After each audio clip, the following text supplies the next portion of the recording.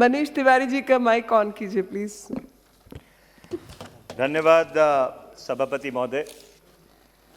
मैं राष्ट्रपति के अभिभाषण के धन्यवाद प्रस्ताव की जो बहस है उसमें हिस्सा लेने के लिए खड़ा हुआ। किसी भी सरकार का मूल्यांकन 5 बिंदुओं पर किया जाता है। सबसे पहले राष्ट्रीय सुरक्षा, दूसरा आर्थिक विकास, तीसरा संस्थाओं की स्वायत्तता, चौथा सांप्रदायिक सौहार्द और पांचवा विदेश नीति। पर इससे भी ऊपर एक मूल्यांकन है सभापति जी कि किसानों का मान, सम्मान और कल्याण। आज 70 दिन हो गए, भारत के किसान दिल्ली की सरहदों पर बैठे हैं। अगर ये जो कृषि से संबंधित कानून हैं ये इतने ही अच्छे हैं, ये इतने ही किसान हितैषी हैं, तो सरकार को अपने आप से ये सवाल पूछना चाहिए, फिर भारत के किसान सड़क पर क्यों बैठे हैं? क्या किसानों को शौक है इस बात का कि इस ठंड में, इस कोविड की महामारी में अपने घर-बार छोड़कर वो यहां पर आकर आंदोलन करें? वो आंदोलन सभापति महोदय इसलिए कर रहे हैं कि जो उनके हक सरकार छीनने जा रही है, वो हक सदियों की लड़ाई के बाद उनको मिले थे। मैं इस सरकार को याद कराना चाहता हूं कि जब अंग्रेजी साम्राज्यवाद था, अंग्रेजी साम्राज्यवाद के समय जमींदारी, रायतवारी, महालवारी ने किसान की कमर तोड़ दी थी।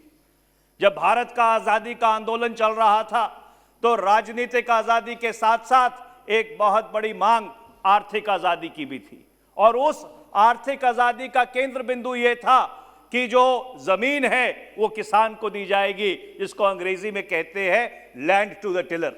मैं आपको याद कराना चाहता हूं कि 1936 में जब कांग्रेस की सरकारें बनी विभिन्न प्रदेशों में, आपके भारत की स्वतंत्रता से पहले भी, तब भी जमीन सुधार के कानून लाए गए कि किसान को उसकी जमीन का मालिक बनाया जाए। 1947 में आजादी के बाद जो सबसे बड़ा और सबसे बड़ी पहल कांग्रेस की सरकार ने की, वो जमीन सुधार किया था, जिसके कारण विभिन्न प्रदेशों में किसान अपनी भूमि के मालिक बन गए।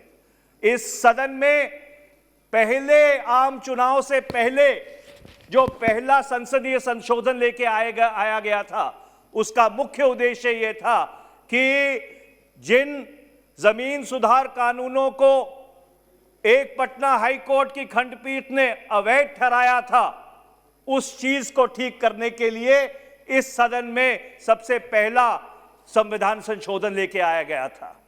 उसके बाद आपके 1965 में एफसीआई का गठन हुआ, न्यूनतम समर्थन मूल्य दिया गया, और 1974 में इस देश में हरित क्रांति आई, और यह हरित क्रांति ने इस चीज को सुनिश्चित किया कि जो भारत PL 480 के ऊपर निर्भर था कि समुद्री जहाज से खाद्यान्न आता था और देश में बढ़ता था, उस मुल्क में खाद्यान्न सुरक्षा हुई, यह कोई छोटी उपलब्धि नहीं थी। आज ये जो कानून लेके सरकार लेके आई है, इससे किसान को सबसे बड़ी आपत्ति क्या है? सबसे बड़ी आपत्ति ये है कि आप जमींदारी जो 1950 में खत्म की गई थी, उस जमींदारी को आप कंपनीदारी से रिप्लेस करना चाहते हैं। आप किसान को बड़े जो घराने हैं उनके हाथों गिरवी रखना चाहते हैं, और मैं आपको बताता हूं कैसे। क्योंकि इस देश में 86% जो किसान है वो छोटा किसान है। जो कृषि सेंसस हुआ था 2015 में, उसमें यह पाया गया कि 86% से ज्यादा किसान के पास 5 एकड़ से कम भूमि है, अधिकतर किसान के पास 2 एकड़ से कम भूमि है, और एमएसपी के बावजूद, न्यूनतम समर्थन मूल्य के बावजूद, वो जो छोटा किसान है पूरा परिवार उसका काम करता है, तो वो जाके 15,000 रुपए महीना कमाता है। और जब आप बड़ी कंपनियों को, बहुराष्ट्रीय कंपनियों को कृषि में आने की अनुमति देंगे, तो वो जो छोटा किसान है जिसके पास 2 या 3 एकड़ भूमि है, सभापति महोदय, उसके पास इतनी क्षमता नहीं है कि इतनी बड़ी कंपनियों से वो मुकाबला कर सके। भारत का किसान मान सम्मान से जीता है। भारत के किसान को अपनी भूमि से और अपनी इज्जत से लगाव है, और इसीलिए इतनी बड़ी संख्या में, इतनी बड़ी तादाद में पिछले 2 महीनों में दिल्ली की सरहद पर लाखों लाख किसान बैठे हैं और सरकार को ये कह रहे हैं कि इन 3 कानूनों को वापस ले। मैं सरकार से आग्रह करना चाहता हूं कि आप प्रतिष्ठा पे मत खड़े होइए। जिनके लिए आपने कानून बनाए हैं वो इस बात को नहीं मानते कि ये वो कानून उनके हक में है, और उनकी बात सुनिए, उनकी बात के ऊपर गौर कीजिए, उस पर ध्यान दीजिए, और तुरंत ये जो 3 काले कानून हैं इनको आप वापस लीजिए, जिससे वो किसान अपने घर वापस जा सके और अपने खेत खलियान को जाकर एक बारी फिर से जोत सके। ये सरकार का उत्तरदायित्व बनता है। मैं दूसरा जिक्र करना चाहता हूं सभापति महोदय, राष्ट्रीय सुरक्षा का। पिछले 9 महीनों से भारत की सरहद के ऊपर, जो भारत की सरहद है चीन के साथ, उसमें तनाव है। रक्षा मंत्रालय की 1 जून के महीने में रिपोर्ट आई थी, और यह बहुत ही विचित्र और अद्भुत बात है कि 2 दिन बाद वो रिपोर्ट रक्षा मंत्रालय के वेबसाइट से आलोप हो गई। उस रिपोर्ट में लिखा था that Chinese aggression has been increasing along the line of actual control, and more particularly in Galwan Valley since May 5th, 2020. The Chinese side transgressed into the areas of Kograng, Nala, Gogra, and north bank of Pangsang So Lake on 17th, 18th May 2020. ये मैं नहीं कह रहा, ये रक्षा मंत्रालय की वो report जो उनकी वेबसाइट के ऊपर पहले डाली गई और फिर आलोप हो गई, ये वो कह रही है। हम सबको मालूम है कि 15-16 जून को 2020 को गलवान घाटी में क्या हुआ। हमारे 20 सैनिक से ज्यादा वीरगति को प्राप्त हो गए। डेप्सैंग, हॉट स्प्रिंग्स, नाकुला, अपर सबसरी डिस्ट्रिक्ट, अरुणाचल प्रदेश। खबर यह है कि चीन की फौज ने इन सब इलाकों में घुसपैठ की है। इस मई से लेकर, और आज फरवरी हो गया, मई से लेकर मई 2020 से फरवरी 2021 तक भारत सरकार और चीन सरकार में कई स्तरों पर बातचीत हुई है। कमांडर्स के लेवल पे बातचीत हुई है, विदेश मंत्री के स्तर पे बातचीत हुई है, राष्ट्रीय सुरक्षा सलाहकारों के लेवल के ऊपर बातचीत हुई है। इस सदन की एक परंपरा रही है सभापति जी, और परंपरा ये रही है कि जब भी ऐसी कोई संवेदनशील परिस्थिति उत्पन्न होती है तो सरकार सदन को पूरी तरह से भरोसे में लेती है। जब मैं आपको याद कराना चाहता हूं, जब 1962 की लड़ाई हुई चीन के साथ, इसी सदन में 8 से लेकर 15 नवंबर 1962 तक जब लड़ाई चल रही थी, इस सदन में पूरी चर्चा उस सारे विषय के ऊपर हुई।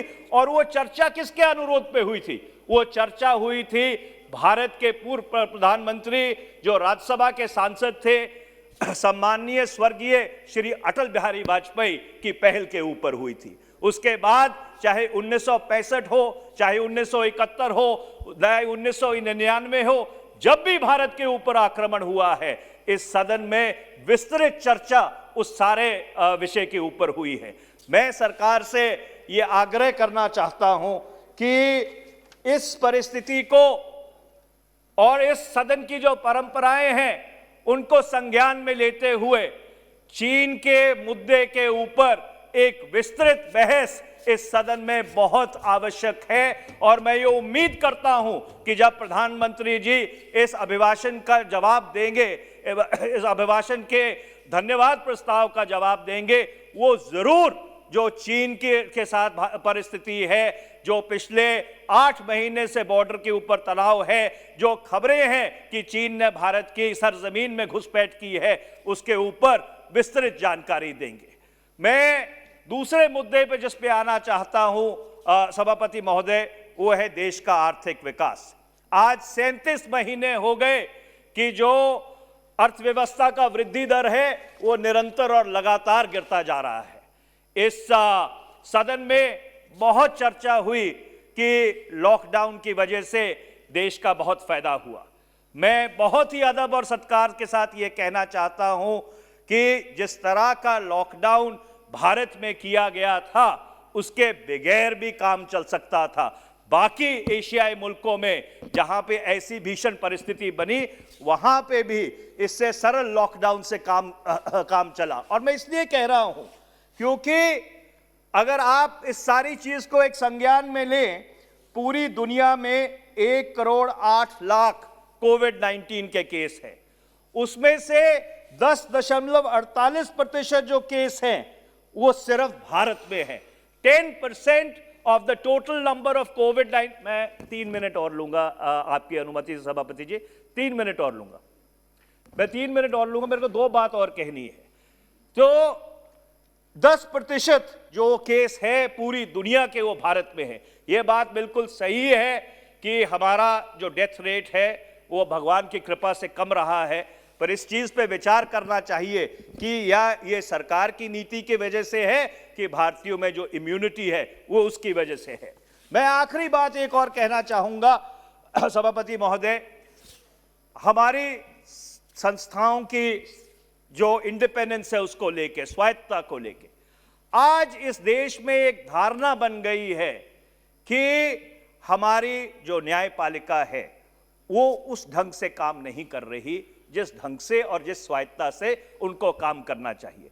और उसका सबसे बड़ा उदाहरण ये है, मुझे याद है कि 1990 में जब मंडल कमीशन की सिफारिशों के खिलाफ इस देश में आंदोलन हुआ, मैं इस बात में नहीं जाना चाहता कि आंदोलन सही था गलत था, पर जब उच्चतम न्यायालय ने 2 अक्टूबर 1990 को उन सिफारिशों के ऊपर रोक लगा दी तो वो आंदोलन खत्म हो गया। आज जो किसान आंदोलन हो रहा है, इसके बावजूद कि उच्चतम न्यायालय ने उन कानूनों के ऊपर रोक लगा दी है, किसान घर नहीं जा रहे हैं।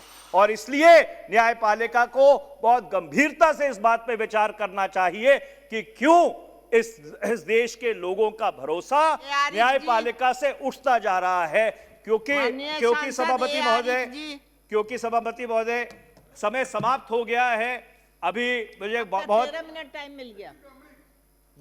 मुझे You have given 45 minutes to Jadambika Pal ji. आप बढ़ जाइए। सभापति महोदय, 5 दिन के बाद तो बहस शुरू हुई है और इतना महत्वपूर्ण बहस है, जो थोड़ा सा समय दे दीजिए। तो मैं ये कह रहा था कि नहीं मिलेगा ना, ऐसा सभापति महोदय हम आपस में एडजस्ट कर लेंगे। तो इसलिए मैं ये कह रहा था कि न्यायपालिका को इस चीज पे बहुत गंभीरता से विचार करना चाहिए कि इस देश का भरोसा न्यायपालिका के ऊपर से क्यों उठता जा रहा है। अंत में मैं सिर्फ एक बात कहना चाहूंगा, क्योंकि एक जो केंद्र बिंदु है किसी भी सरकार का मूल्यांकन करने के लिए वो सांप्रदायिक सौहार्द है। और 2014 से इस देश में एक ऐसा ध्रुवीकरण का माहौल बनाया गया है, चाहे वो घर वापसी के माध्यम से हो, चाहे वो जो ये धर्म परिवर्तन कानून है इनके माध्यम से हो, कि इस देश में जो अल्पसंख्यक समुदाय है वो अपने आप को इनसिक्योर महसूस करता है। और ये मैं नहीं कह रहा, ये देश के पूर्व उपराष्ट्रपति श्री हामिद अंसारी जी का कहना है।